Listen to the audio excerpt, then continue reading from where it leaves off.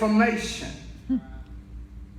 And so eventually we ended up on the 3-yard line again. And I got some say just cut it. I ain't talking about cutting it with a knife, because you can't cut nobody on the football field with a knife. And I just got a voice say just throw your body in front of it. That's all I had. And so at the snap, I ran and I threw my body in front of it. And he landed on top of me. Peyton landed on top of me. But we stopped him for a 2-yard loss. I should have got a hand clap right then. We stopped him. We stopped him for a 2-yard loss.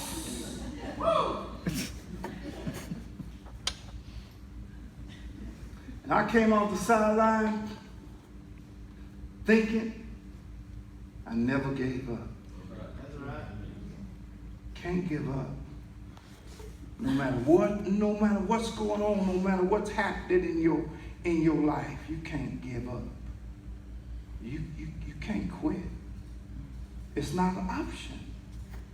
You gotta get up, dust your feet, dust yourself off, and get back into the game. Because this journey is not a short journey. Most of us gonna live to be 85, 105, 120. That's the goal. We may not make it, but we gonna run to finish it. And in running to finish it, you can't quit. You can't give up. Second thing I learned in that situation was that I couldn't take just anybody's advice, because it was going to be wrong. Unless you hear from God, it's something about that ain't going to be right. Now we got some people that can really help us, that has discernment for that. But we just got to make sure that it's from God. But my life didn't start off getting run over by the fridge.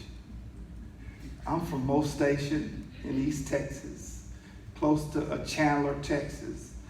Y'all kind of way out, but I was raised by my grandmother and my grandfather. My mother and father split up when we were young kids. And so I have an older brother. His name is Mac. He's 2 years older than I am. And we were football players growing up. We played all the sports, but football was probably one of the sports that we played. And so we grew up playing football.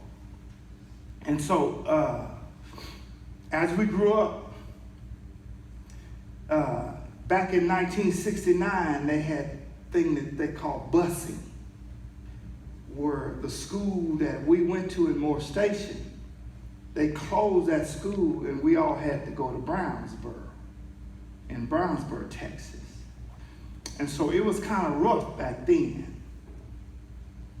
And so we had to deal with a lot of things. And by the time when I got, because I went to Brownsburg in the 7th grade through the 12th grade, and I didn't pass the 8th grade. But there was a lot of people that didn't pass, but I wasn't thinking about other people. I was thinking about me, right? And so by the time I got to be a senior in high school, I couldn't play football for Brownsburg anymore because I was ineligible. And so look at God. In your journey, God's going to show up at some times that you're going to really need him. And a lot of times you ain't going to understand why. But as you get older, you will understand by and by. And so I couldn't play as a senior at Brownsburg because my eligibility was out. And so T.K. Gorman or Bishop Gorman in Tyler, Texas, called, one of our assistant coaches on Brownsburg staff called Bishop Gorman to see if I could play for Bishop Gorman for 1975 because I was ineligible in public schools. But private schools, they said if your birthday came right, you could play. And so they sit down with my grandparents and ask them if I could move to Tyler and stay at the church's house, live with the math teacher, and go to school. I didn't know what was going on. I didn't understand why I couldn't play. And so I went to Gorman High School in Tyler, Texas, T.K. Gorman, and played my senior year. I had an opportunity to play my 12th grade year, repeat. Just because you repeat don't mean that things are going for you. Sometimes we got to repeat some stuff to get it right. And so I went to Gorman, moved in with the math teacher and another kid, and so we went to school and played football. I remember one day, for one Friday, the teacher was my coach, the math teacher. He said, if you don't pass this math test, you can't play tonight. That's how tough it was at T.K. Gorman. But I passed. And I couldn't imagine why. He the coach, he ought to let me help me. But he wasn't gonna help me. And so I ended up passing that class, so I was able to play. And so my career at Gorman, after the season, we got into the playoffs. We were good. I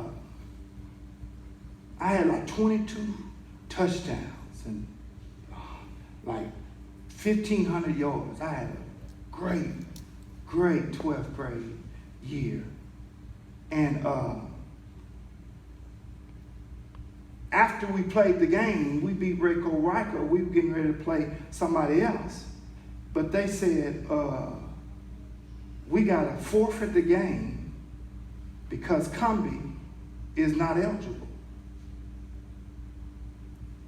And so you either going to play the game over again or you going to get a game up saying that we lost and we can't play it.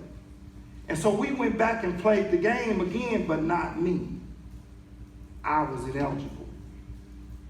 And so we played the game and lost. But God had already moved. I was able to play the game the whole season before my eligibility all of a sudden came into a problem. God moves, they said God moves in mysterious ways. Because we don't understand when God moves, he moves for a reason and for a purpose. You see, we here for a purpose. There is a reason why we have been left behind and over so many people have died from covert. We still here. Why? Why are you still here? Because God ain't through with you yet. Amen. You still in his plans. God still has a purpose for you. So that's why you can't quit. That's why you can't give up. Because God ain't through, no matter how old you are. You can't look at your age and say, oh, I'm getting ready to retire, which I am. I already retired, and now all of a sudden I'm working again. So I'm back.